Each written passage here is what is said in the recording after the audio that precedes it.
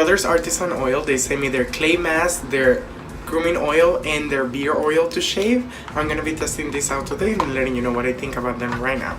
I really like the packaging that they come on, and the only one that I'm not gonna be trying in today is the shave oil because I don't shave.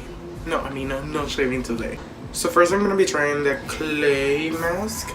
I'm gonna put it a little bit on top of my face just to clean it up.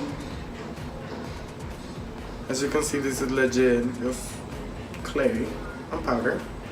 And I'm gonna mix it a little bit with water to apply it on my face.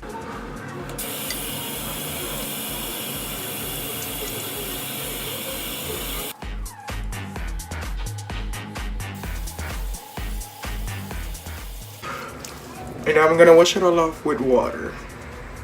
So far, I have to say I really like the smell and I like the texture around my skin. It's not that hard and it feels like a cream.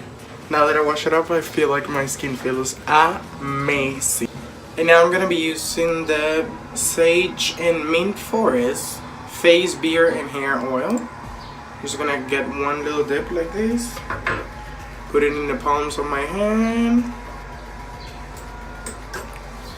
And put it everywhere.